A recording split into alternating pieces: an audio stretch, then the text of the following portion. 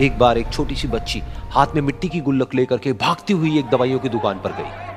वो काफी देर तक वहां पर खड़ी रही, लेकिन दुकानदार का ध्यान उसकी तरफ नहीं गया क्योंकि और भी बहुत सारे लोग खड़े हुए थे। उसने दुकानदार को कई बार बुलाया, लेकिन वहां पर भीड़ इतनी थी कि दुकानदार का ध्यान उसकी तरफ गया ही नहीं। और फिर उस बच्ची को थोड़ा सा गुस्सा आया तो उसने अपनी मिट्टी की गुल्लक लेकर के वहीं काउंटर पर जोर से रख दी, जिसके बाद में जो दुकानदार था और जितने भी लोग खड़े थे वो सब उस बच्ची की तरफ देखने लग गए। और फिर उस दुकानदार ने उस बच्ची से पूछा, बेटे आपको क्या चाहिए? तो वो बड़े ही भोलेपन से बोली कि मुझे एक चमत्कार चाहिए। ये सुनकर के दुकानदार को कुछ समझ नहीं आया, ना ही वहां पर जो लोग थे उनको कुछ समझ में आया, और सब उसकी तरफ देखने लग गए। फिर दुकानदार ने बोला, बेटे चमत्कार तो यहाँ पर नहीं मिलता है। तो बच्ची को लगा कि वो उससे झूठ बोल रहा है, तो बच्ची ने कहा कि मेरी गुल्लक में बहुत पैसे हैं, आप बताओ आपको कितने पैसे चाहिए, लेकिन मैं आज यहां से चमत्कार लेकर के ही जाऊंगी। तो वहीं काउंटर पे एक और आदमी खड़ा था, उसने उस बच्ची से पूछा कि बेटे क्यों चाहिए तुमको चमत्कार?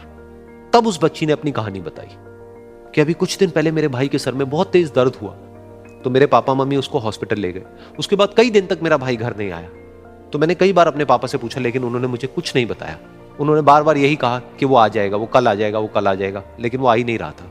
तो मैंने देखा कि मम्मी रो रही है, और पापा मम्मी को कह रहे थे कि उसकी दवाइयों के लिए और उसके इलाज के लिए जितने पैसे चाहिए उतने मेरे पास में नहीं है, अब उसको कोई चमत्कार ही बचा सकता है।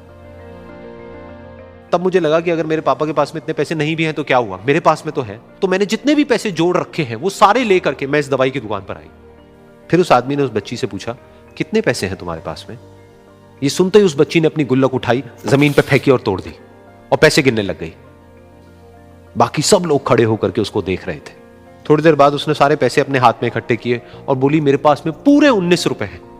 वो जो आदमी वहां पर खड़ा था वो थोड़ा सा मुस्कुराया और बोला कि अरे तुम्हारे पास में तो पूरे पैसे हैं, इतने का ही तो आता है चमत्कार। ये सुनकर के वो बच्ची बहुत खुश हो गई और बोली कि चलो मैं आपको अपने पापा से मिलवाती हूं।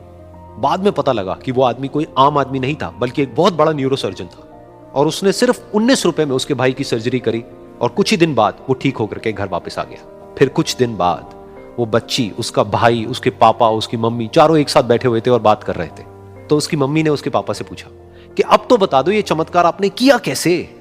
तो उन्होंने अपनी बेटी की तरफ देखा और बोले, ये चमत्कार मैंने नहीं, इसने किया है।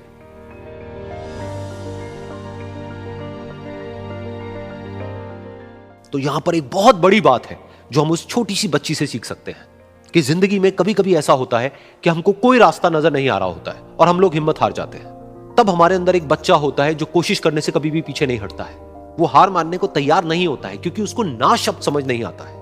वो बच्चा जिसके लिए कुछ भी नामुमकिन नहीं है, क्योंकि वो हर हाल में कोशिश करता ही रहता है।